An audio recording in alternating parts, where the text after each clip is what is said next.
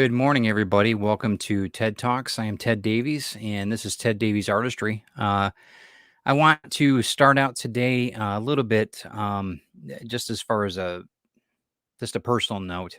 COVID's really affected us deeply this week, and we've had a few people that are still in the hospital, ones that just got into the hospital, and then unfortunately, a friend of ours in the Indian community passed away last week, and I want to honor Brian Hawkins, or excuse me, Brian Hawkins was I never met him, but he was always on my shows. He always made some great comments.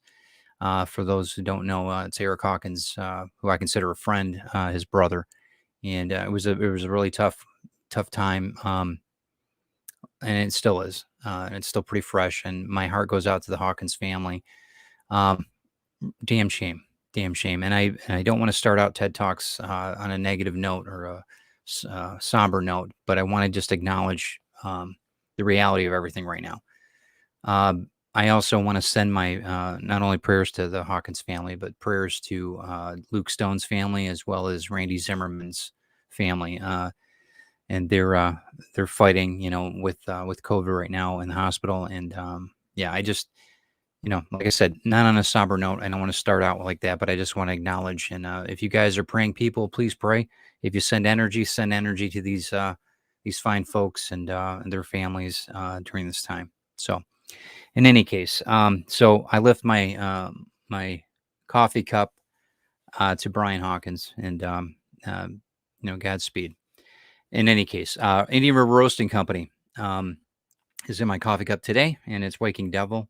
Excuse me, been a little choked up here. Waking Dragon is my coffee brand that they actually made for me. Indian River Roasting Company is awesome. So let's get a cup of Joe and feel a little bit better here. Here at Ted Davies Artistry, we take coffee seriously. And so does our sponsor, Indian River Roasting Company. It's fair trade, organic, and they're artisans just like me. The only difference is I use watercolor and ink and they use coffee beans. And I enjoy it all through my day. So do yourself a favor, go to the description when you like, share, and subscribe to this channel. Find Indian River Roasting Company's website. Use the promo code CaffeinateTed2021 and save 10% on your purchase. Yeah, use that promo code and save 10%. CaffeinateTed2021 on IndianRiverRoastingCompany.com. There's going to be a few changes on their website and a few other things, names that are going to be changing and that kind of thing, business-wise, coming up here at the end of the year. But we'll keep you abreast of that. So we also have a very fine sponsor, Cashman's Comics. John Cashman is a staple in Bay City, Michigan. Check out everything he's doing. Here we go.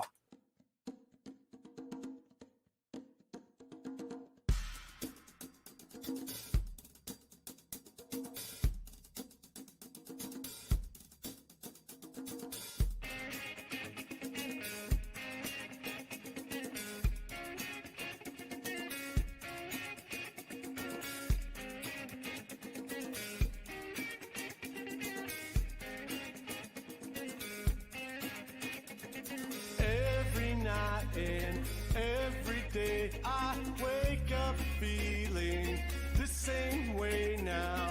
Need to find something to believe. Every night the dreams we make, they're haunting my head now. Yeah, everything that's happening at Cashman'sComics.com. Cashman's John will send everything nationwide. So if he finds something at his shop, he will mail it out. And if you're lucky enough to go to Bay City here in Michigan, you can see Petey the dog, the guard dog at the comic book store. He's the best. So tell him that TED Talk sent you. Tell John that too. That would help. Whether you're a novice collector or a seasoned collector like myself, and like Eddie DeANGELINI, who's on this great show today. It's going to be awesome, by the way. Check out everything that John's doing because he is he's just a fantastic guy. All right. Also, we are proud affiliates of the Rising Tide Broadcast Network. 7 days a week. Check out everything that we're doing. Starts out today, Tuesdays at TED Talks. And then I think we got Dashley Dingoes tonight, 7 o'clock. So check them out. They are awesome. Brand new to the network. Very excited to to have them aboard. So, and tomorrow, Truth Mongers with Glenn B. Fleming and myself, 7 p.m. Eastern Standard. We're going to be talking about Project Paperclip and the effects that it had both on the space race, everything, the ins and outs of it. I think it's probably going to be a two-part show, but check out everything that we're doing with Truth Mongers tomorrow. All right. Also, Comics Unlimited. We don't have a sheet yet with all their information or anything like that, but they can be found on Amazon. This is Glenn B. Fleming's publication. A lot of great things happening coming up this year or next year with Comics Unlimited. You guys need to stay tuned. And next month, I'm actually going to be showcased in the book with my cover as well. One of my retrieve covers is going to be on here. So check it out. They're on Amazon, Comics Unlimited, and it should be under Glenn B. Fleming. It is awesome. Really, really good publication. I love it. You guys should check it out. Okay, so let's see what else I've got here. I think I'm going to bring in Eddie because, I mean, I want people to meet this guy again. Good morning, good sir. How are you? Good morning. I'm sorry to start out on such a somber note. That's not fair to your viewing population. We all know what's going on right now, so it's the reality of what we're living in at the moment, I guess. So, yep, and we'll get through that. We'll get through it. Thank you. I want to say good morning to everybody too before we start giving all these questions to you and all these crazy things that we do. This is your second time on the show, so if you guys haven't seen it, go back and see Eddie. How many months ago? It's probably 6 to 8 months, something like that. Yeah, something like that. In any case, Carl, Donna, Sarah, good morning. Chad, good morning. Let's see. I'm just going to go through this. Pete, how you doing, Pete? Good morning, sir. Paul, Pop Culture Adventure, how you doing, sir? Yeah. So in any case, Eddie. Yeah. Let's start out. Good morning, Michigan. Thank you. Oh, that's awesome. Yeah. Tell me about that. If you'll allow me, I would love to start off this show with a little list, my little top 5 list of favorite Michiganders. Yeah, do it. Okay. Michigander. Yeah, I was going to ask you, what term do you use? I've been called a lot of things. Michiganders. Michiganders. Okay. Yeah. My top 5 favorite Michiganders for Mr. Ted Davis over here. So number 1. Oh, actually, starting with number 5. Number 5. Mr. Tree of Life himself, Mr. Stevie Wonder. Salute. Very good. That's a good one. I like that one. Number 4. Number 32, Magic Johnson. Okay, very good. You bore him. We stole him. Yep, that's right. From Lansing. Yep. Yes, and number 3, Mrs. Rosanna Dana herself, Gilda Radner. Absolutely. I worked right past her house a few times. Yeah, she's very much well remembered there. So she's awesome. And number 2, the godfather of punk himself, Mr. Iggy Pop. Awesome. I knew you're going to bring punk into this. I knew it. And then, of course, number 1, the man, the myth, the legend, Mr. Ted Davies. Oh, thank you. You're very kind. Very, very kind. Let me tell you a little bit of story about Eddie too. We were scheduled to meet, kind of scheduled, when we went out to California, where Christine and I flew out to sign the development deal with that. Eddie's actually a pretty prominent business owner. He owns a comic book store as well as what he does as far as on the art board. We're going to talk about that today too, in Santa Monica, right? And we were trying to figure out a time that we could get there, and you were moving shop because you're downsizing a bit, restructuring, which obviously everybody's doing right now. A lot of us are doing, I should say, during the recent events. But in any case, we ended up not being able to schedule it because we were jam packed with my schedule, and we were working around other people's, and we didn't have a chance to meet.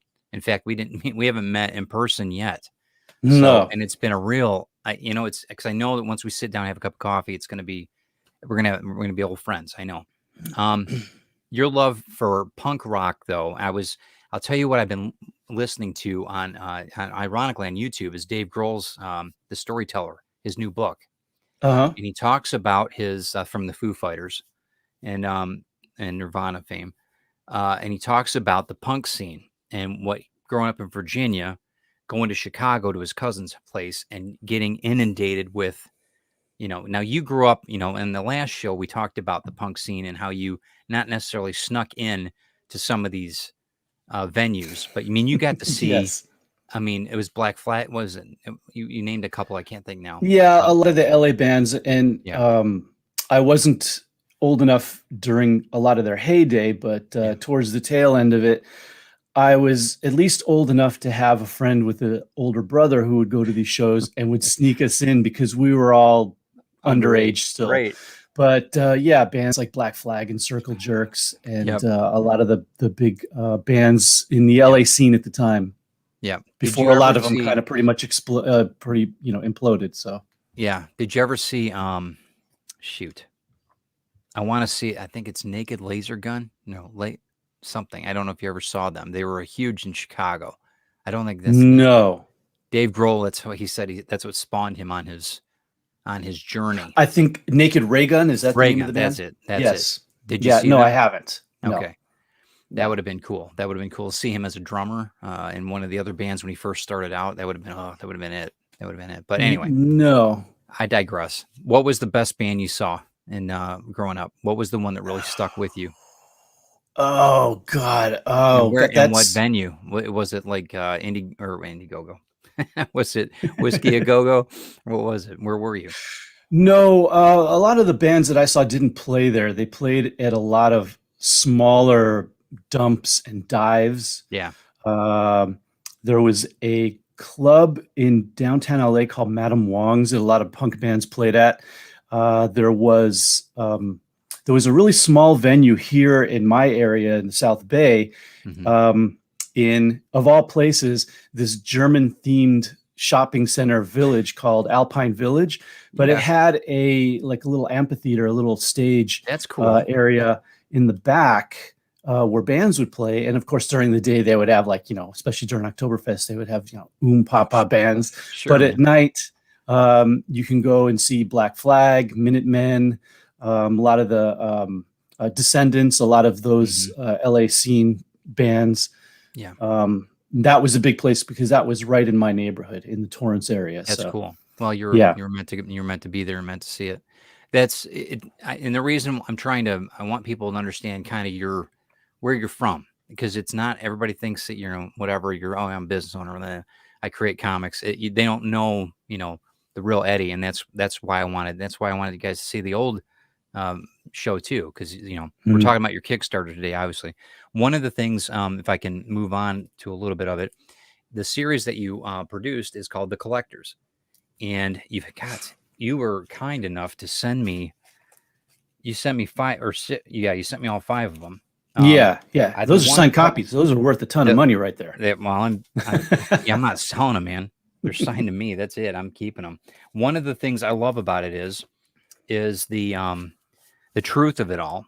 The Collectors, from my standpoint, is, and I'm going to let you explain it too, but The Collectors itself is a series that you draw that was based around your relationship with your wife, which is dangerous in itself. So you're living on the edge anyway. You listen to punk rock, you live on the edge. You're writing about a certain parts of your relationship as a comic book collector, and how your love for the comic book itself and your love for this beautiful woman you call your wife, sometimes they are not exactly in that time, or not time frame, but in that sometimes number one is, it could be comic, it could be her. So tell everybody what spawned you with this. I mean, what kind of got you to the point where Collectors is, your mainstay, man. It's your therapy. Well, going off of what you just said, my wife likes to describe it as a comic strip about a guy who loves his wife and his comic book collection, but not always in that order. So what spawned me to do it, I think, I wish I had some really wise answer to, what spawned me to do it and, how it all started. But the truth is, like everybody else who's just a creative person, you just have that, that creativity inside of you, and it has to come out. If it doesn't come out, it affects you it physically and mentally. Yeah. Yes. Yeah. I know that if I go too long without doing something creative or doing a comic strip, I get grouchy. I get in a bad mood. And I think really that's where it all stems from. It's in you, and it's got to come out, and it finds a lane to get out, and it takes that lane and it goes. So that's my not too wise answer. That's a good those are good analogies, though. One of the things I wanted to pop up real quick, pop culture, the Damned, the Dead Boys, the Yachts, the Vibrators, 99, Generation X. Do you know any of those? Any of those bands? Oh, of course. Yeah. Okay. Yeah. All right. So, I listened to the Dam and Generation X a lot. The yeah, Dead Generation Boys X, too, as yeah. well. Dead Boys were one of the original CBGB bands. Oh, yeah. I've heard of the others, but I'm not very familiar with their music. That's cool. Well, you got a fellow punker apparently. Paul's All great. right. You'd love. He's a East Coaster and he's a fantastic guy. You'd love him. So you're has it gotten easier doing these? How long has it taken from the production here till to what you're doing now? How many years has it been, or what is it? It's been about 8, I believe. It's hard to imagine, when I think about how long have I been doing it. It only feels like a couple of years, but it's been about 8 years or so. Right. And your line quality is excellent. I got to say, when you post things on Instagram, I really am. And I know it has a lot to do with the board that you're using, the pens that you use. I know that. But for me, because I'm using a lot of watercolor paper, a lot of my lines are jagged, but that's the way it is. And that's me. People know my work when they see it. You have a lot of control on your lines. It's really crisp, really clean as far as cartooning. And I admire it. Well, thank you. And I know that it's not it's my privilege, man. My one thing that I've noticed in your lines, you do like I do, because you try to make it so it's easier to duplicate. Am I wrong with that? Or is it like if you're drawing a figure, his hair is one, it's an easy swipe of the pen, at least as you're doing it repeatedly. If you're doing, have you designed it that way, or is it something to where it just happenstance? It's just easier for you now, muscle memory. Or is it something that you actually thought of? You know what I'm saying? I think it's a little bit of both. When I started doing the strip, I was very conscious about having the characters have a consistent look throughout. And it's partly that, and then the other part is, like you said, muscle memory, where you're drawing the same characters over and over, where you just automatically, your hand knows exactly where the lines go. And I'm kind of like, laughing inside when you talk about my line quality, because I remember what it was like when I first started. And even now, like last night when I was inking this week's comic strip. And every so often I'm inking a certain spot and I'm like, damn it, why can't I get the line right? Why can't I messed this up? You're always your own worst critic. Oh, sure. Sure. I guess, looking back at like the first year that I was doing the strip as opposed to now, I can see what you mean, and I can see the growth. But when you're in it, when you're in it, you don't see it. And I remember when I first started and I first started trying to ink my strips, I was like, how do people do this? I can't do this. Yeah. I know. But then after a while, like you said, you kind of get a little bit of a mastery in it as far as doing your own characters, your own lines, the way that they're drawn, and figuring out which pens work best for you, that kind of thing. Right. Is there a story that stands out to you with all this? Well, now there's 6 issues coming up, but is there any story that stands out the most to you that you really like out of all the series that you've got? The Stan Lee story is always a good one. I always like that one. I think I mentioned that to you on the last show. You did. Yeah. I just want to see if it changed. That's good. No, I mean, come on. It's Stan Lee. I mean, it's like, your comic strip has a little bit of a brush with greatness.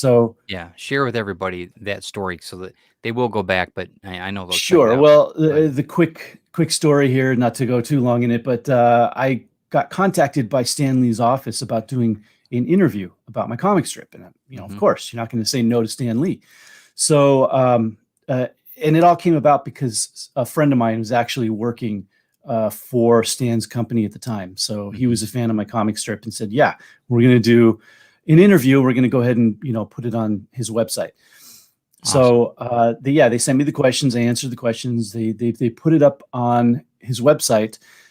Or actually, before they did, they asked me, hey, would you do a comic strip with Stan Lee doing a cameo in it? And of course. So I did one of me at a convention standing in line waiting to get my book signed with Kristen with me. And she, in the strip, she doesn't know who Stan Lee is. Right. And Stan Lee comes down the line before he's going to sit down and grabs the book and signs it. And she freaks out because she thinks this crazy old man came by and scribbled on your book and is like trying to rub it off and ruins the book. And so when they posted that comic strip on Stan Lee's social media, everybody attacked my wife. Everybody, I mean, literally, I mean, the amount of language that they were using, foul language, how does this bee not know who Stan Lee is? Get her to, get a divorce. I can't, just saying the most horrible things. Derogatory, yeah. Yep. And I did my best to try to hide that from her for like a good week. I didn't share it, nothing, because I didn't want her to see any of that. And then finally she ended up seeing it and she just started scrolling through and just laughing, just reading all the comments and just laughing her head off. Okay. Oh, yeah. No, she's got a great sense of humor, but I was just, I was mortified. You were trying to protect her. I understand that. Yeah. So she was just laughing at them saying, you nerds are so weird, so goofy. Yeah. So that was a highlight. I mean, not just having been featured by Stan Lee's company, but also just the effect that it had in my household with all that was in retrospect very funny. Right. And see, this is why I like Eddie, because he's real. He's not a pompous, I'm a business owner. I own a comic book store. You're not. Well, you don't know that. I could be. Nah, you're not. Like that. You won't. I know that you won't. I know that because our type of, and I'm sure you've got the boardroom thing too. I do too. I mean, they call me boardroom Ted sometimes because I get kind of intense, but business is one thing, this is fun. Sure. Comics are fun. And I know that comics is a business for you, but creating comics is fun. And that's why you and I both do it. I mean, that's why usually everybody in this call does it too, has some type of a passion to create. Good morning, Brian, by the way. Brian K. Morris is in the house too. Good morning, Brian. So my biggest question, and I didn't ask this on the last show, it's how the books are produced. So you've got with landscape versus what we normally do with comics. Sure. What was and it's cool. I don't mean it in a bad way. What was your take on all of it? Like, why'd you do it that way? I originally did it that way, landscape format, because I was just very influenced by Saturday morning funnies in the newspaper comic strips. So that's why I envisioned my comic strip as, and that's how to this day, I still draw them in that format and post them in that format. And I just really liked it because I just thought, hey, it's cool. It's like I'm a Sunday morning newspaper comic strip artist. Right. And so when it came time to do the books, I thought it would be really great to keep them in that format. So the first 3 books are done in that format. And the 4th is where it changes. Right. And there's no mystery as to why I changed it. It's very simple. It's just cheaper to print it in regular comic book format as opposed to landscape. And also the printer that I use, or that I used for the first 4 books, he told me when I contacted him and said, I'm ready to do my 4th book.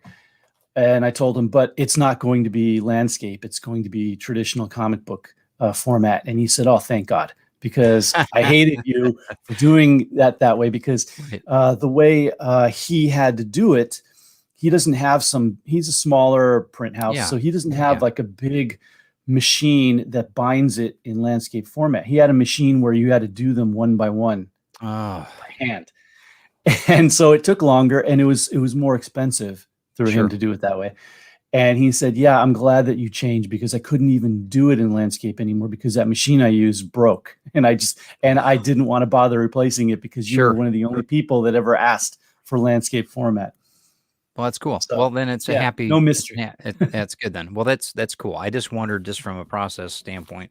I mean, as a publisher, I'm always thinking mechanically, how you build books, and all of them are excellent quality, all of them. So if anybody's looking, we'll go back. We're going to have everybody find out where they can buy things and that at the end of the show. But I definitely want to make sure that we talk about the production and the quality and that. And was it? I mean, these were all on demand, or did you buy a series of them, or how did you do it? I didn't. It's digital printing as opposed to offset, but Okay. I also did order a quantity that I have here at the house as inventory. Okay. I didn't do it print on demand, basically just for orders that come in. I wanted to have an actual inventory on hand Yeah. because, anytime I want to do a show, I want to make sure that I have all that I need to take with me at any given time. So I have a place in the house that is just piled with boxes of inventory now at this Good. point. But That's I think good. that's best. I think it's best to have inventory on hand. Yeah. If you do a certain number, even with digital printing, which is what print on demand uses, even when you do digital printing, if you print over a certain amount, obviously the book is cheaper to produce and you're going to make a profit. If you're just Right. filling orders with print on demand, you're really not making profit because you're paying almost close to what you're selling it for, and it just seems pointless. Yeah. So I always think it's a better idea to put the money up front, get a print run of a certain amount, whatever it is, 500, 1,000. Usually for an indie creator, 500 to 1,000 is enough. You don't Yep. need to go nuts and have like 10,000, 20,000 or anything like that. Because, especially if you live in a smaller place like me, there's no place to put all that stuff. But it's better to do that because for all my books, the cover price, people say, why do you sell it for so little? Well, I'm paying about half to have it produced of what I'm selling it for, which is to me the perfect I agree perfect with area that I want to Yeah. be in. If I'm selling it for $5, I want to make sure that I'm paying around $250 per in Sure. printing costs for that book. Mhm. Anything more than that is I'm paying too much, so It's I better get excessive. more Yeah. copies to get Yeah. the price down. So And I'm the same way. I think that you have to look at it from a standpoint of, I mean, I include shipping too, though, in my mindset, at least a generalization. So if I have Mhm. things shipped here, I'm looking right now into another distribution channel for my work because I'm going to keep some on, some in the house, but I think it's going to be beneficial. I tried to spread the wealth a bit too, so that there's other people making money that are passionate about what they're doing. Small businesses. I'm very much into that. So, Yeah, but I like having it on hand. I like having it to where I know I could, if I called somebody that has them in stock, they're not printed right away, but they're there. They've got this how many of the second printing or first printing or whatever, so that sure. we know. And then it's a collector's thing too, and you know how that goes. But Yeah, I think that's having some in house is important at the house. But I run out of it. I mean, it's even with the large volume I've had for printing, I run out. Thank God. What a first world problem to have. But it's you know what I mean. But you try to balance it all, and I always try to ask the creators, especially ones that you've been doing this long enough, if you have a stockpile of them. Now, how does that affect you mentally? Because I know some people as artists, they're looking at a stack of their stuff going, shit, nothing's selling. Everybody hates me. You know what I mean? That's what they're thinking in their head, right? well, that's inevitable. That I think we all do that. Yeah. It's inevitable. It's funny. I was laughing the other day. I was actually kind of complaining about it to my wife, but I'll go for spells where I've got all this inventory in the house and nothing is Yeah. selling off my website, and then all of a sudden I start a Kickstarter, and then orders are coming in off on my website. I mean, what are you Thank you. doing ordering know. off of there? Right. Go to the Go to the Kickstarter. Kickstarter, right? Exactly. Yeah. Right. Why are you putting money there when I need it over here? Right. So, I mean, that again, a first world problem Yeah, to exactly. have. Right. Right. But I was complaining about that, and my wife just started laughing at me. It's like, you're the only person I know that'll complain that You you're have a getting complaint orders. about that. People are buying your book, and you're Right. complaining. Well, and the Yeah. reality is not everybody's on Kickstarter. It's like YouTube. Not everybody's on YouTube. Not everybody Mhm. has a YouTube channel to view your stuff on YouTube. I have more views on Facebook. That whole dynamic, and Yeah. it's kind of like, what a better problem to have. Why are you complaining? Right. Right. What's so, and I get what you're saying. I totally, and people just want to support you and they want to buy your stuff. That's great. Yeah. I'm I mean, sorry it's I'm not great. bringing everybody's comments up here. Sarah said something here that was interesting. I used to work in a printing factory for a lot of major magazines, which makes the printing of comics even more interesting. The comic industry now, as as far as production goes, and I was trying to experiment with Grim 101 in this, having it a smaller setup versus a comic book. Prose book, comic book, I don't even know what to call it. It's a hybrid book. And it's interesting, like for me, the perfect bound books versus staple books versus, and all of it, it's fascinating to me, and how they construct and how you have to lay out. It's absolutely fascinating. And I like the fact that certain printers, I can go online and I can actually lay out everything and see where I'm at with everything, call somebody and they actually answer the phone and I can go through it with them. I love that part of it. And I can understand why you have a smaller printer. Are you still with that printer, by the way, or? I actually used somebody different for the last one that I'm really happy with. But that's not to say that I was unhappy with the other printer. Right. It was a matter of convenience at the time for printing the fifth one, with the pandemic and everything going on. Sure. The printer that I was using for the first four he was still working and still showing up, but he was really backed up because he let off any employees at the moment, and he was really running the place all by himself to be safe, and so he was just too backed up. I understand that, and that's you're and that's the kind of quality person you are. You said immediately when I said that, you said I do not have a problem with the other printer at all. It's just this that speaks volumes for you, because I know that you as a business owner, it's important to have clients versus customers. They come repeatedly come back. And that's what I try to do too when I'm creating. I want to build a client base, Ted's tribe, if you want to call it that, so that in architecture, I did that. Because once you design a house and it's built, you're unemployed. I mean, and that's not how I want to build my Ted Davies artistry. I wanted to build it so that it's a reoccurring, not a habitual thing, but something that's enjoyable that people want to come back. Yeah. It's funny you mentioned that. Sorry to interrupt, but that's how comics are. That's the nature of comics. Yes. Any other business, whether, I don't know, cell phones or whatever, customer comes in, buys what they need, and they leave. You never see them again. Right. In this, for the sake of comics, whether you're a shop or an indie creator, when someone comes and buys from you, your goal is to not just make the sale and send them on their way. It's to make the sale and keep them within your stratosphere, keep them in your orbit, and get more people in your orbit and more people in your orbit, as opposed to make the sale, they're gone. Someone else comes in, you make the sale, and they're gone. Yeah. Yeah. It's a very, and once people understand that as creators, because a lot of us don't like business, a lot of the creative side of it ruins our creative mindset, because we're too worried about, okay, is this going to be paid? Do we have this enough? Do we have enough here? Or, whatever, how that goes. I know that you've got that mindset, like most business owners.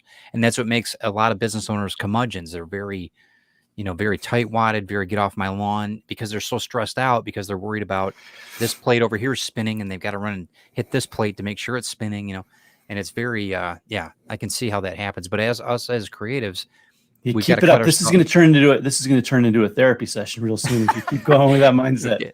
Right. Well, I mean, and I think that it's true though, that we're all trying to do that. Plus we're trying to think of the next best idea, the next best thing that's going to draw this customer, draw these clients in.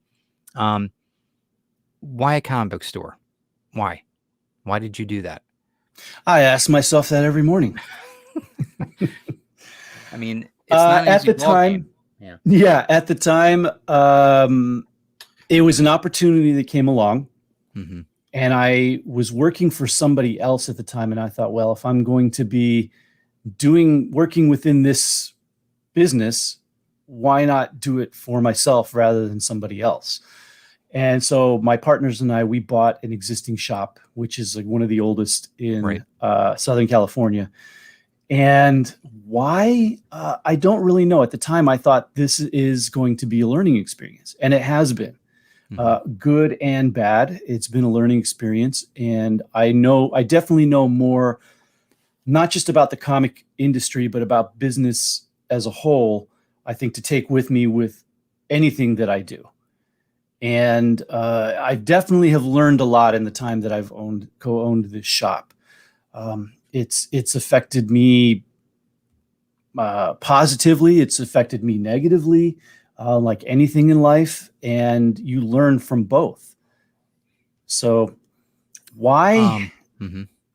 Yeah, I don't really know if I had to answer that question other than it was an opportunity that seemed exciting at the time. And honestly, I'm glad I took it because a lot has come from that. A lot of good friendships, Yeah. a lot of good learning, a lot of life lessons. Um, I think it's kind of brought my wife and I together in a certain way because she came in at the same time with me to run the shop, and it was really the two of us that really kind of co-managed the shop, Yeah. and we're the face of the shop. So I think it's just given us a different life than what we had before, good and bad. And I would not change. I wouldn't It's trade that for anything. right, and it's richer.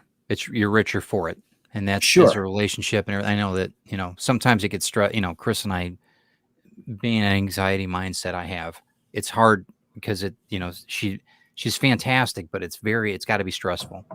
Brian asked, I'm sorry, Brian asked, which issue of Mr. Miracle is by Eddie's right arm? You've got some awesome comics, by the way. The stuff that Oh, you post makes me absolutely sick some of these days. I'm like, I'm going to buy that from him. And Chris is like, no, you're not. I'm like, come on.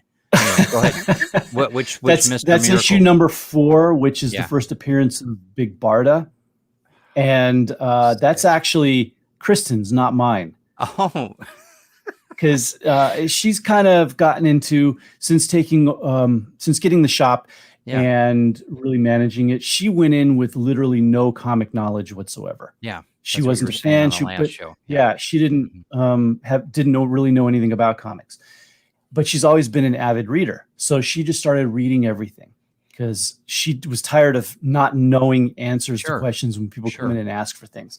So she started reading everything, and she became a fan of certain things. So there's certain characters that she kind of gravitated towards. And when Tom King did Miracle Man a few years Mhm. back, Mhm. she read that, and she really kind of fell in love with the character of Big Barda. So That's cool. I bought a collection recently, and it had that issue, and I gave that to her because she wanted the first appearance. So That's cool. yeah, And that's collecting at its finest. That's great. yeah. Let's see. Glenn says, I have an entire series of Kirby's Fourth World if you want to buy them, Ted. Okay, well, we'll talk, Glenn. We'll talk. Glenn's in the UK, so he's actually the publisher of Comics Unlimited, one of the Oh, sponsors. okay. So he also does the Truth Mongers with me on Wednesday nights. Phenomenal guy, great creative, awesome artist. Yeah. Speaking of the yeah. promo you did, I want to check out the episode about Project Paperclip. Yeah, it's coming up tomorrow. We're excited. There's a lot of Is it interest in Project that one. or Operation? Operation, I think. Yeah, thank Operation. you. I say Operation project Paperclip, because yeah. the P, Yeah. Project Paperclip sounds better than Operation. But yeah, I'm with you on that. That's a real. I'm kind of enthralled by that mid 20th century history and all the things that happened that a lot of people don't even know anything about, including that. Absolutely. And it's interesting too, the comments that we get later on things. It's interesting. And who makes comments? People from all across the globe, and it's very pinpointed. Oh, you think that? That kind of like, yeah, no. I mean, we're just throwing it out there. Get off, Yeah. Anyway, okay, so let's talk about your Kickstarter. Let's go full in on this. All right, so what's happened now is you decided that you wanted to go into number 6 of the collectors, right? Is that what Sure. Okay. It's inevitable. It's time for the 6th book. Yeah. Okay.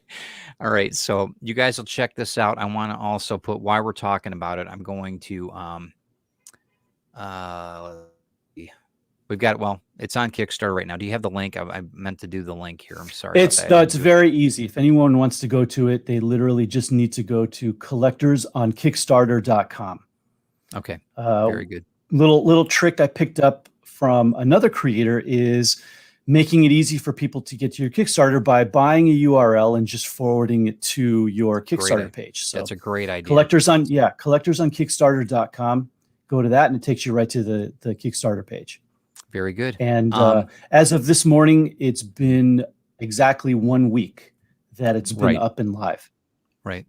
So we've got your pledge is 3,000. You're over half. You're at 1,757. There's 22 days to go. You got plenty of time to fund. I'm sure you'll fund. I'm sure that everybody here is listening in on it. I usually don't play the videos on that because that way I make sure people go in to watch the video, if you don't mind. But I want to talk about the rewards in that. Can you go through this with me on what you guys are offering? The Yeah, pins look sure. fantastic. The pins look Yeah, great. the pins just came in. They weren't available when I put the Kickstarter together, but I got them, so I said I got to put up a new tier for them. Yeah. Yeah, they came out really great, and when you scroll down, we'll see them. Yep. But Well, which the which side? rewards are The reward the side rewards. or this side? Oh The no, you left. can keep going. Yeah, on the story side Okay. because I've got images there for everything. But the Oh, okay, rewards are really great. simple. Here we go. All the Yep. different levels. You can get past books. Mhm. You can get them in print and or digital.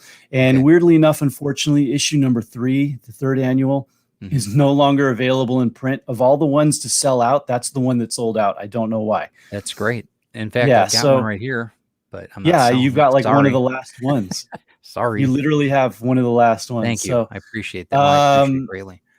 yeah, so but obviously you can get it in digital format, and eventually as Yeah. the number 1 and 2 get close to selling out or sell out, I'm gonna do another Kickstarter soon for a trade paperback collection of the Excellent. first 3. Real So good. the pins you're coming up Yes. here. Yep. The pin set, 2 of them are new. The CGC thinks I'm very fine. That one is an older one that I previously Mhm. did and I'm including, but the other 2 are enamel pins of 2 of my prints, and I really did not think they would come out as nicely as they did, they look- considering that the Yeah. art is pretty detailed. But they came out great. So we have one that is a homage to Action Comics, but Mhm. with Captain America smashing up the car with Hitler running away in the front. Right. And the other one is my chibi-inspired Miles and Gwen, I call it Spider Love piece, with the 2 cool. of them on the rooftop making the little heart hand. Mhm. My wife loves that one. No, that's cool. And on yeah. Instagram, you've got you did the video. It was on Facebook too, or was it just Instagram? Yeah, it You was did the on video. both. It was Okay. on both. Awesome. And that's you can really see the detail on them. They really look great. I mean, really, this doesn't Yeah. do it They justice. do. Pictures do not do them justice. In Mhm. person, they look absolutely fantastic. Yep. Yeah. So the other rewards are I've got some shirts of the CGC thinks I'm very fine. And this one is the tier that's currently, keep going right there I'm is sorry, most popular. all the way down or what? This one? No, right Yeah. there, the one you had it on, the original here? art. That is the tier that currently is the most popular, and I pretty much assumed it would be. Yeah. With this one, you get a copy of the book, and you also get, because I still work traditionally, I don't work digitally, you get an actual 11 by 17 original comic strip. Man, that's a These deal. are, That's a these are the deal. pieces. Everyone says I charge too little for my original art. You really need to think about that. Yeah, that's. I think you might want to. Yes. Yeah, I mean, I've always charged on my website. I've always charged $50 per original piece, and I make them as I do the lettering afterwards digitally, but I print it out. I mount them on the piece so you have a complete piece that can be displayed. That's cool. And read. And so for this tier for 50, you get your choice of whichever comic strip you want and copy of the book. And I have a link there you can see underneath where you can click and you can see all the ones that are available still. Man, that's and awesome. That's a hell of a steal, bro. I mean, if anybody's a collector, I'm telling you, that is a very good price. I'm not that cheap. I'm not anywhere near that cheap. You need to, if you're interested in anything that Eddie's doing, definitely invest in that because that is very. Hey, very good. when any of my strips sell off of my website, I'm partying because I'm thinking, all right, somebody gave me $50. Great. Yeah, and it's framed too. I'm not framed, but they put it up in a frame. I'm sure when they get it, they're they're awesome. Hopefully they do. They're awesome. A few people have sent me pictures once they've gotten them framed on the wall next to pieces by Frank Frazetta or some other. And I'm like, okay, I'm not worthy of being on that wall, but thank you. So as you go on the rewards, you get more You get this one here is actually the book with all the 4 prints that I have available. The 2 being the ones that are used for the pin, and the other 2 being the Falcon and Winter Soldier print that I did recently. And then the one below that is the tribute to Chadwick Boseman that I did. It was actual comic strip of the week that he passed that I made into a print. And I was selling, and all the proceeds I was making from it, I was donating to the American Cancer Society. Man, you're awesome, Eddie. That's awesome. Way to represent, man. That's great. That is great. So, I mean, what? I was going to say, I don't really think it a big deal. I stole that idea from another friend who is an eBay seller who sells periodically and will put up something really great and use that money towards a particular charity that is, whatever popular at the time. Yeah. Whatever's going on in the news. That's so he was doing an eBay sale on something big and donating the money to the American Cancer Society. And I thought, well, I'll one up you and I'll do a print and I'll do the same. So that's good. That's great. This has been the second most popular tier at the moment. This one is you get a copy of the book and then you get a sketch cover, which is, and these are examples of previous sketch covers that I've done for other, commissions or at conventions. And I didn't announce this because I didn't think of it at the time, but I checked with my printer. And turns out that I can do a small run of my new annual, number 6, with a sketch cover on it. Oh, that's great. And I thought, well, yeah, because I've got a lot of sketch covers here that I use of all, different titles. And I thought I would just, pick an appropriate one for somebody who, for whatever character they choose. But then I thought, oh, wouldn't it be even greater to do a small run of my actual new book with the sketch cover and do the sketch cover on there. So that's what I'm going to do I haven't announced it yet, but I'm going to do a little video announcing that I'm going to do that. If I can maybe even get an early copy of it to show people. And I think that's what I'm going to do for this one. Yeah. So when the time comes, when this is getting close to or is over the Kickstarter, I'm going to have to contact all the people at this tier and say, pick your character. And then I'm going to literally have to sit down and get to work and bang them all out as quickly as possible. That's great. I love the Black Panther one. It's great. Thank you. Love that. Yeah. Okay. Now we're getting into the goods. Yeah. So the last 2, this is the second to the last, is really where you just start getting everything all together. Okay. You get the prints, you get the original art, all the books, the sketch cover. And then on the very last one, it's all that stuff plus the t-shirt and the CGC Thinks I'm Very Fine pin on the very last one. Oh, okay. I'm sorry. On that one right there. Yeah. Okay. This one. Okay. Yeah. Wow, so the last $200. That's very good. It's still very affordable. One of the tips when I did my very first Kickstarter, a friend of mine who's more seasoned than me said, the way to get people to want to back you and get excited is give them value. Yeah. Give them, for the price that they're pledging, give them everything that you would normally charge on your website or even better. Yeah. So they get a good deal and they think, wow, I'm getting a great deal. I'm getting all this stuff for a really good price. And they begin to feel like I'm not just throwing money so they can do their vanity project. I'm pre-ordering. You want to give the people the feeling that they're pre-ordering your book. They're not just supporting you. So that's what all this is. I want to give them value. I want to incentivize them to whatever tier that they choose to go ahead and back me because they think that I'm not pledging. Like I said, I'm not pledging. I'm pre-ordering. And I know that I'm going to get my book in a very timely fashion because that's what I've done with all my other ones. It doesn't go for months and months and months. A lot of times, like my last one, I already had the book at the printer before my Kickstarter even ended because I was at a point in my Kickstarter where I realized, okay, it's going to get funded. I'm just a tiny fraction away. The book is going to the printer right now. That way I'm going to get it back quicker and it's going to go out quicker. So when the Kickstarter ended, it was literally only within a month that all the books were already shipped out to all the backers. That's terrific. And that's the way it should be. I mean, fulfillment is, it took me a little bit of time to get the fulfillment done, but as soon as I was on the road, they're sent. I mean, done. Yeah. There's a couple things with the printer. Took a couple more days because everything's going on. But talk Yeah. about The the only add-on. thing that Oh, sorry. Go ahead. I'm worried about with this one is, like I Mhm. said, the sketch cover, because that's going to be a holdup for the people on that tier, because I'm literally going to have to do the work afterwards. So I got you. I'm gonna just dedicate a whole week to doing nothing but that, so I can get them Right. all Well, and one done good and thing out the about you door. is you communicate very well. I mean, you tell people straight away. You don't wait. You're very Hmm. much a communicator, and I know I appreciate it. And I invested in it too, and I ended up getting, I think they got the one with the T-shirt, if I'm not mistaken. Just because, Thank you. that's the way to do it. So, uh, okay, because that's the value that I wanted. So, talk about the Yeah, add-ons. yeah. What else do you have with So the add-ons? the add-ons are very simple. Everything that you see in all the tiers are also available in add-ons. So if you Okay. get a particular tier because you want the item in that, Hmm. but you also want something else without going big and getting everything, you can go ahead and just add that on as well.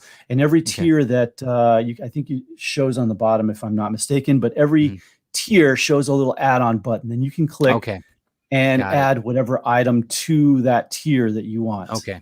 All right. So which is just make nice. sure you It's a guys. newer thing that Yep. Kickstarter has done. That's good. And I think it's a great thing because you can mix and match and customize your tier. That's awesome. Um, the stretch goals. What do we got for? One simple stretch goal, really. I want to make the book bigger. So Okay. if I can get to the 5,000 mark, Hmm. I'm going to up the book from 56 pages to 64 pages. And I've got a original 5-page story that I'm going to include in with those extra pages. And I've actually got a good friend of mine. I'm not going to say who it is yet, but I got a good friend of mine who's an artist, amazing comic book artist, that I chose and asked him if he would do the honors of illustrating that 5-page story. And That's great. That's great. he's shown me a little bit of the layouts of it, and I thought, wow, it looks amazing. At this point, I think I'm just going to have him do all my books. That's how good it looks. Wow. Well, that's a So compliment. Wow. That's great. yeah, so I'm excited about that. If we meet the goal, great. If not, I'm going to save that story for Sure. possibly another book. But this is, I'm confident that the book will get funded and it'll get Hmm. made, because I've got I've done it with all my other Kickstarters. I've always reached my goal. I've always made the book, so I'm not worried about that. But this is the first time where I've actually said, hey, here's a stretch goal. Let's make this amount, and then I'm going to do this. This is actually the first Kickstarter where I've done that. And this right here, it makes me nervous because I don't know if I'm going to get to it. Yeah. I don't know. We'll see. But And it's that's, like you funny. said, what a first world problem to have. But go ahead. Yeah. It's funny because I don't know if you've ever done a Kickstarter and checked this out, but there is a website called KickTrack, No. I haven't. believe, and it's spelled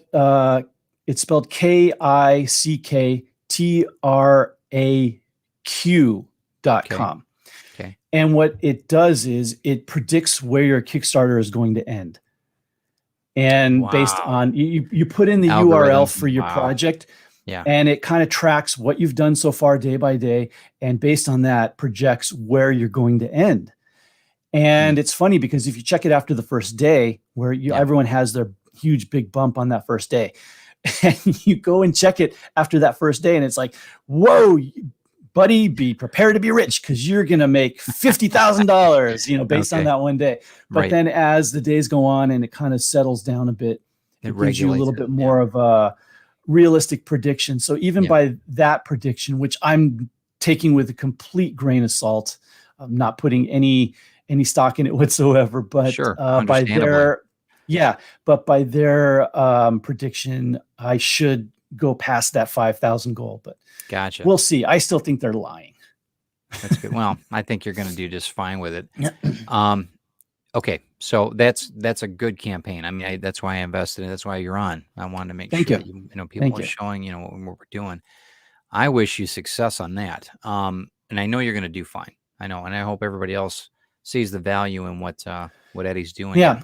I always have, like with my other Kickstarters, I always have enough of a fan base that show up and pitch in and the book always gets made. So I'm not Right. worried about that. The real trick is trying to work around the social media algorithms to get your project seen by those fans.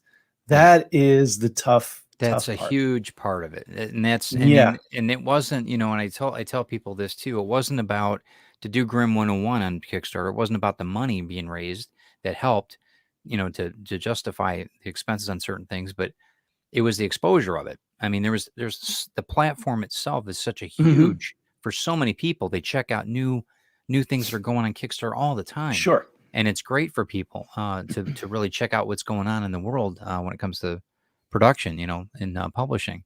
I think it's Yeah. great. So Yeah, Kickstarter for indie creators, Kickstarter is the new publishing and distribution platform. it is. There's And no I way think around that it. there might It's change the exactly what it names, is. but I think that that's going to be this is our future. This is what we're doing, and this is how it's Yeah, going to be. I think we're already here. The days of Yeah. Kickstarter being thought of as begging for money is over. Yeah, and I agree with that. And I think everybody else on this call will agree with that. Okay, that's good. I wanted to get everybody on that as far as the Kickstarter goes, and give everybody the code to The get URL. yeah. Collectorsonkixtarter.com. Very easy. Collectorsonkixtarter.com. Operators are standing by. Sounds good. What's your Instagram tag too? How do you? Very simple. Collectors Comic. Okay. And same with Facebook. You just need to search Collectors on Facebook, and it'll come right up. And you can check mine too. I follow everything that you do, so just you can go search on my page and you'll find it as well. Okay, let's talk a little bit about my new podcast that's going to be coming out. I don't know if you are familiar with it yet. It's called The Trenches of Hollywood, from the Trenches of Hollywood, with Craig Hall, the producer. It's doing the adaptation for Retrieve, my book, to live action, and we're going to be doing an episodic, basically podcast on how to get your book from idea to script to possibly getting it to Hollywood. So we're going to be talking about that. I got to check this out then. It'll be launching November 5th, and it'll be pre-recorded for most of the time, but we're going to have a couple live shows. We're going to have different guests from the industry, and be right back. Hold on one second.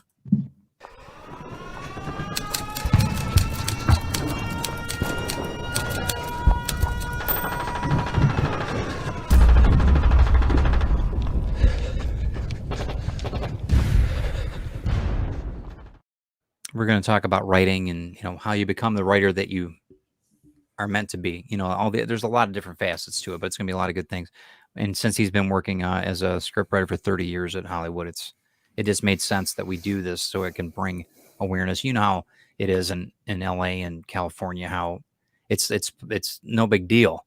But here, you got people that are sitting at dining room tables that have amazing stories all across America and the world, for that matter, that they just don't have the means or the connection to, or the know-how to get to. And that's what we wanted. We wanted to show people, you know what, you might not have a book, but you have a story. So, and that's the idea to the whole podcast. So that's going to be something we're looking forward to. And I know, and I did that because I know you would appreciate it. And I know that you're always looking for, I know you've got some great stories. This is just one of them. The Collectors is a great setup, but I know you got other stories in that creative mind of yours, I'm sure. So, trying to make the time to get them all out, but it's tough. What's the name of the comic book store out in California, so everybody knows? Heidi Ho Comics. Heidi Ho Comics in Santa Monica. Yep, and it's very well known. It's been there a long time. So yes, I'm actually my partners and we are the third owners of the shop. Yeah. It's been around since 1977, so it's one of the it's the oldest shop in California, Southern California, or the whole state, I believe. I don't remember which, and it's actually one of the oldest in the entire country.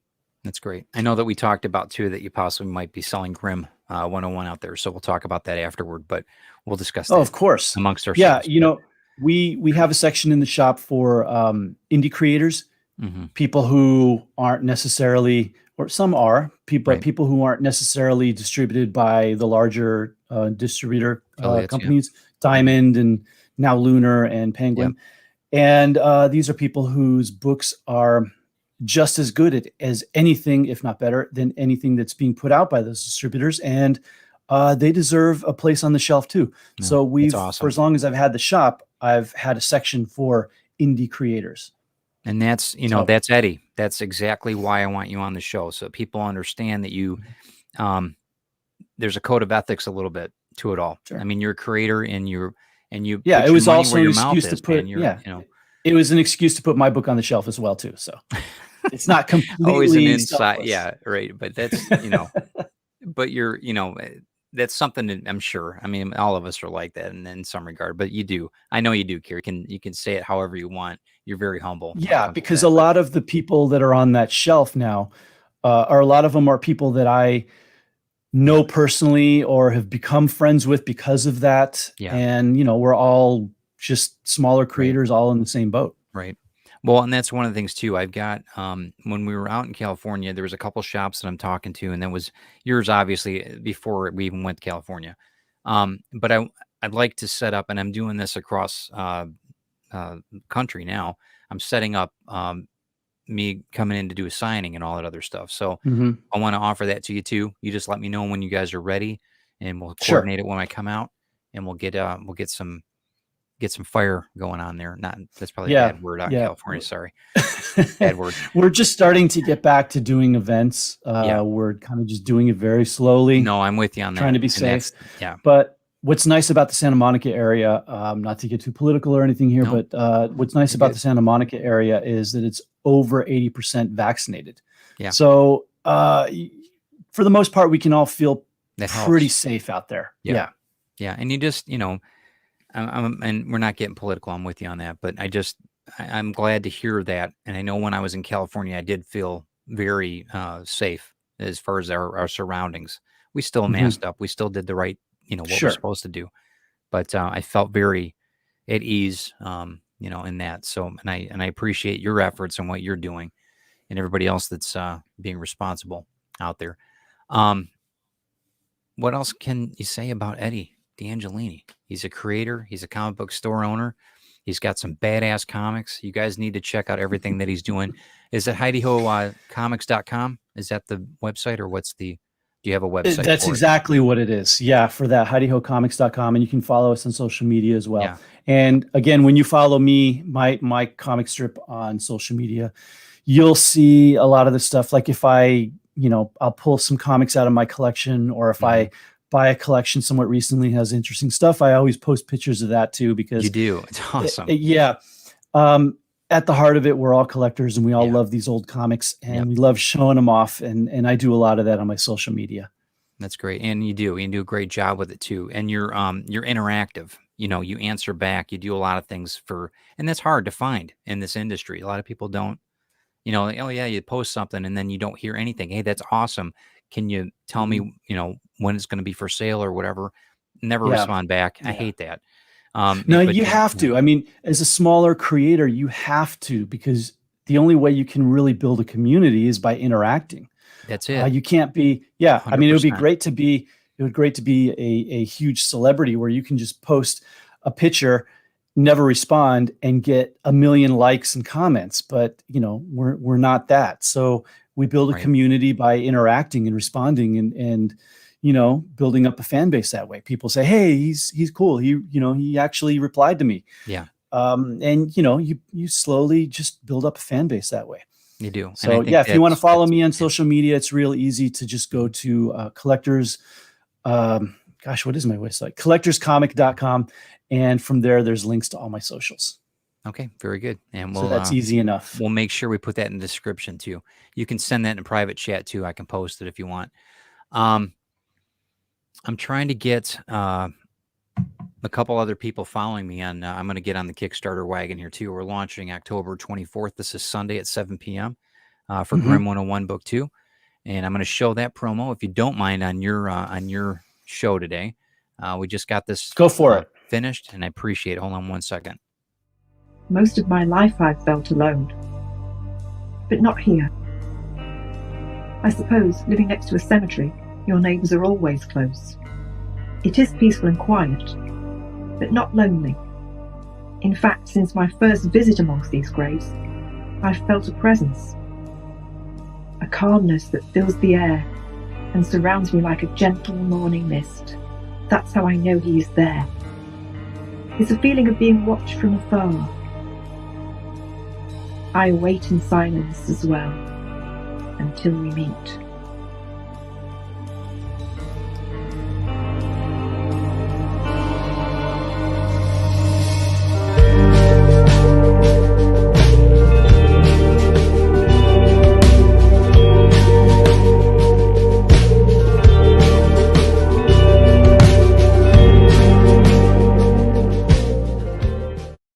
Yeah, so there you go. That's Grimm 101 Book 2 coming out. So that's one of our new promos. Thank you, Jeremy Woodring, for putting that video together. And I want to thank Looks great. Helen. Thank you. Helen Fleming for doing all the voiceover work. She was excellent. She's the beautiful wife of Glenn B. Fleming, which she's got a gorgeous voice. And I'm looking forward to how that character development with the voices. She just did a smash job. So in any case, thank you for letting me play that for everybody. Oh, of course. Eddie. I appreciate that greatly. And I just took a peek at some of the comments here. I want to thank Brian. He said, "Oh, love the American Splendor vibe on the cover." And yeah, it is definitely an homage to American Splendor #1. Yes, you are right. During the pandemic, I really kind of gotten a lot into reading a lot of Harvey Pekar stuff. Really? And realizing just how great he is. And so I couldn't help but kind of do a little homage to it on the cover, because every cover that I've done for all my books is an homage to a particular era of comics. Number 5 was Love and Rockets homage. Oh yeah. Number 4 was a classic romance comics. Think about that. I didn't even think about that shit. Number 4 was a homage to classic romance comics. Number 3 was EC comics. Number 2 was Silver Age DC.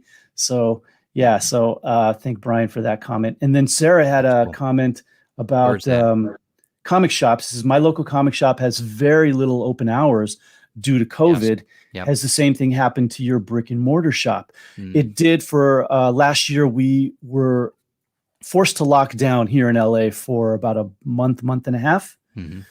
And that did affect us, but my wife and I, we still came in every day, just she and I, and literally doing mail order up the butt, trying to bring money in to survive.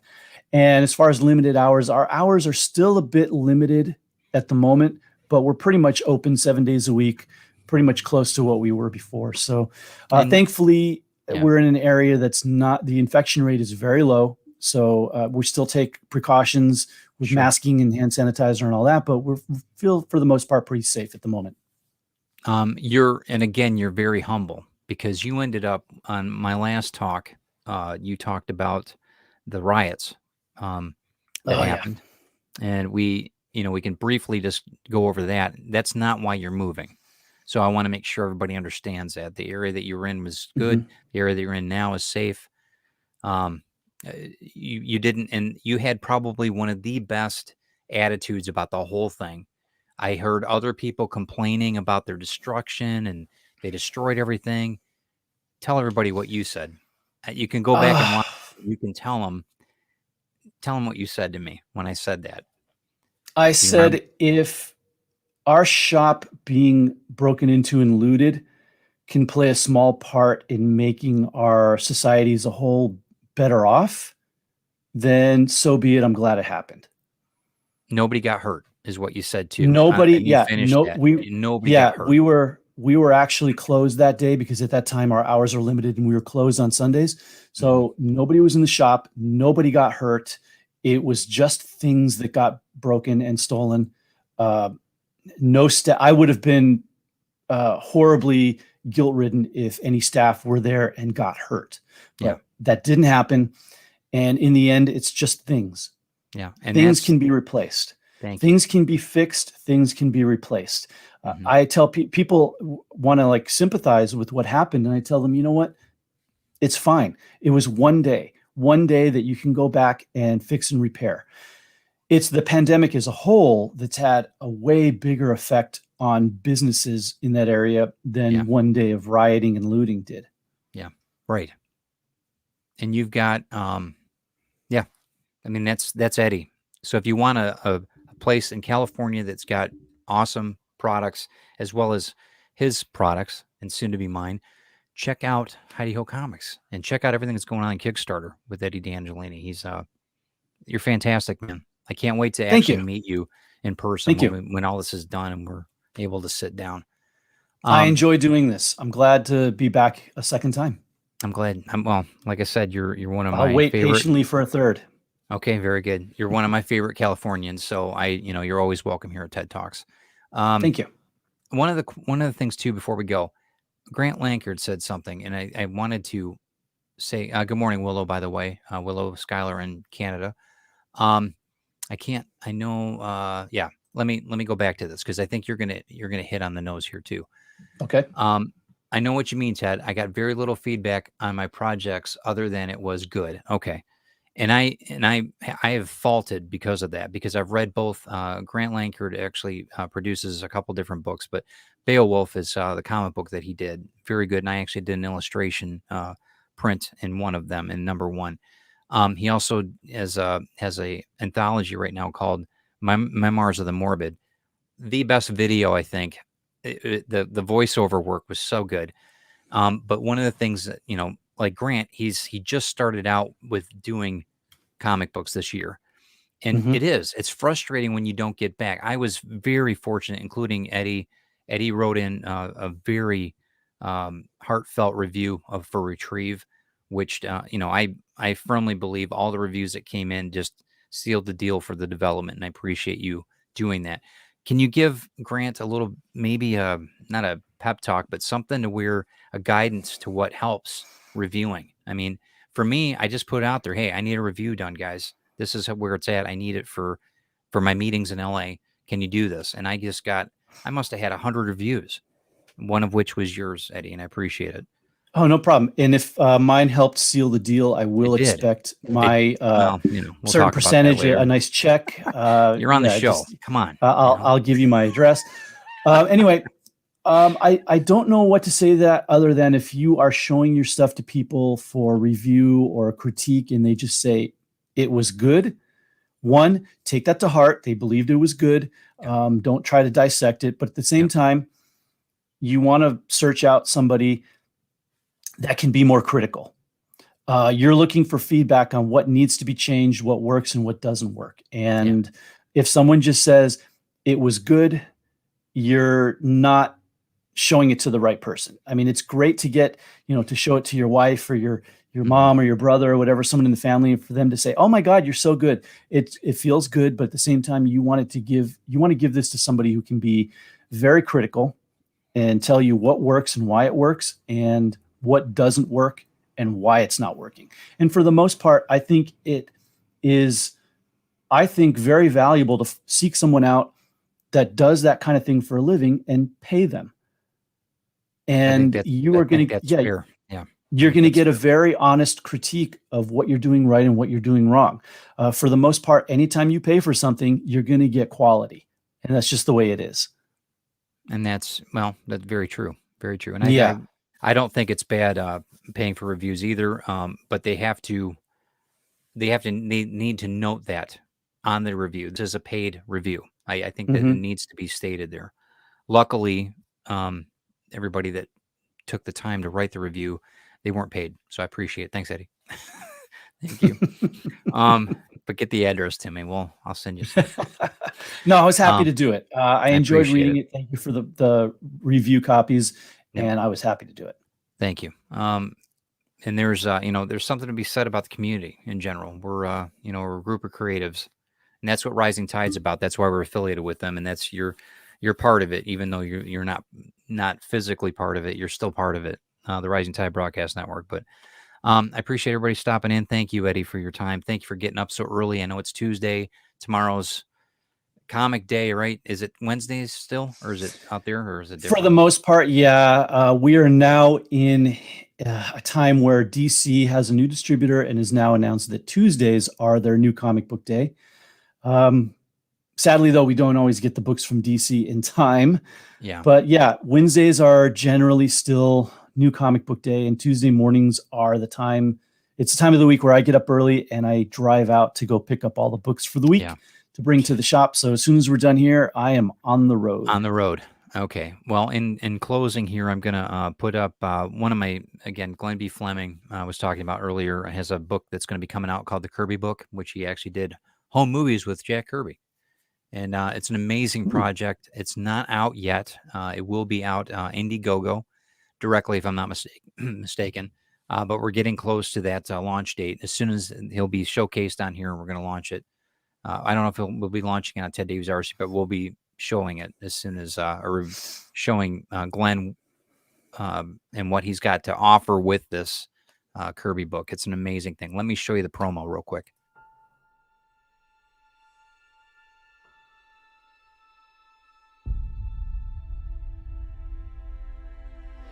When they mined an area,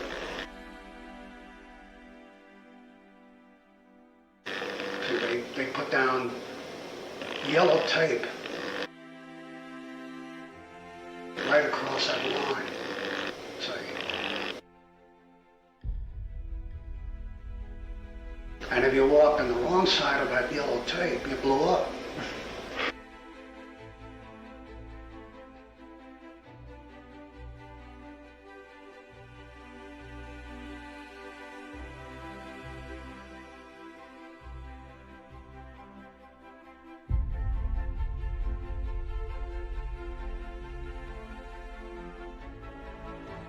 Strange Tales 136. I remember it very clearly, and that was my first exposure to Kirby.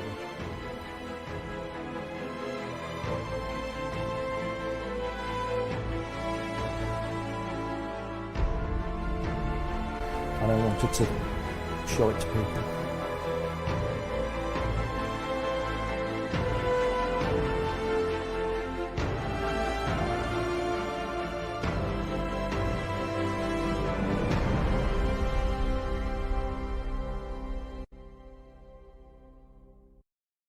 And you get to see Kirby for the man, not the king, and that's for me, that's going to be stellar.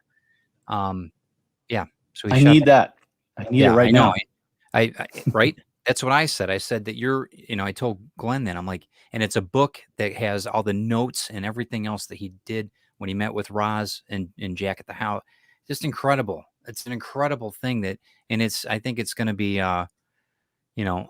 it's for the collector. I think it's optimum. I think that anybody who's going to get into comic books needs to really see, and that's what TED Talk's all about, to find out about the creator, what you have to say versus what you have to sell. I mean, and that's with Jack at the end of his life. It was it was just a different thing. He wasn't on the drawing board as much, and you get to see really the home movie of Jack Kirby. It's crazy. It's crazy that he had an opportunity twice to go see him.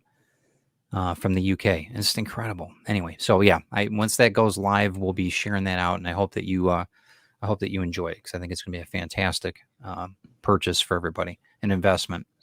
Thank you, my friend. I appreciate your time. Check out everything that Eddie's doing on Kickstarter, and there is a wealth of knowledge with Eddie. I think that he's humble.